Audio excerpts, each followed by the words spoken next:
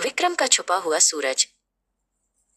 धूसरगढ़ शहर में जहां इमारतें और आसमान भी भूरे रंग के थे, विक्रम नाम का एक युवक रहता था। वो दिन में एक साधारण घड़ीसाज था, लेकिन उसके दिल में एक राज छिपा था, एक ऐसा सूरज जिसे उसने दुनिया की नजरों से छुपा रखा था। हर कोई उसे एक शांत और गुमसुम व्यक्ति के रूप में जानता था, लेकिन वे ये नहीं जानते थे कि रात के सन्नाटे में विक्रम का असली स्वरूप जाग उठता था।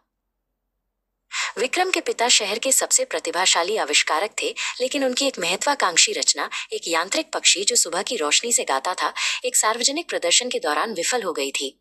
शहरवासियों ने उनका मजाक उड़ाया था और उस अपमान ने उनके दिल को तोड़ दिया था। विक्रम ने कसम खाई थी कि वो अपने पिता के सपने को पूरा करेगा, लेकिन असफलता का डर उसे एक भारी कंबल की तरह लपेटे रहता था। एक दिन आभा नाम की एक जिज्ञासु लड़की, जिसका नाम प्रकाश का प्रतीक था, खेलते खेलते विक्रम की छिपी हुई कार्यशाला के पास पहुंच गई। उसने एक बंद खिड़की के दरारों से एक अजीब स्पंदित रोशनी निकलती देखी। जहां दूसरे केवल धूल और खामोशी देखते थे, आभा को एक रहस्य की महक आ रही थी। आभा ने एक ढीले तख्ते के रास्ते अंदर झांका और उसकी सांसें थम गईं।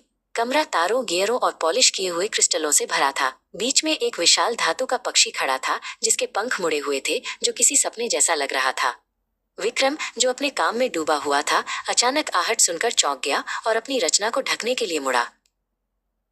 विक्रम ने आभा को डांटने के बजाय उसकी आंखों में अपने पिता जैसी ही चमक देखी।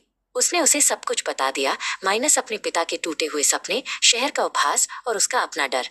उसने समझाया कि ये पक्षी, उसका सूरज, केवल शुद्ध सच्ची रोशनी से ही अपनी शक्ति प्राप्त कर सकता है। लेकिन तुम्हें डरना नहीं चाहिए, आभा ने मासूमियत से कहा। उसने उसे शहर के वार्षिक रोशनी के त्योहार का एक पोस्टर दिखाया। ये तुम्हारे सूरज के उदय का सही समय है, विक्रम।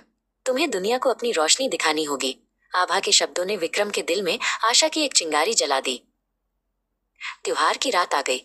शहर का चौक साधारण दियों और बल्बों से सजा था, लेकिन हवा में एक उदासी थी। विक्रम अपनी विशाल ढकी हुई रचना के साथ चौक के केंद्र में खड़ा था।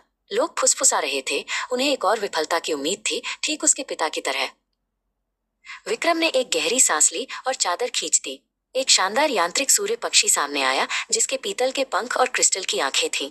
लेकिन चौक की कृत्रिम रोशनी में वो निर्जीव और खामोश रहा। भीड़ में निराशा की लहर दौड़ गई। विक्रम का दिल डूबने लगा। तभी आभा भीड़ से आगे बढ़ी। उसके हाथ में एक छोटी सी साधारण मोमबत्ती वाली लालटेन थी। उसने उसे ऊपर उठाया और उसकी कांपती हुई गर्म लौ को सीधे सूर्य पक्षी के सीने में लगे एक बड़े क्रिस्टल पर केंद्रित किया। एक क्लिक, एक घरघराहट और फिर जादू। क्रिस्टल ने मोमबत्ती की शुद्ध रोशनी को सोख लिया और पूरे पक्षी में एक सुनहरी ऊर्जा भेज दी।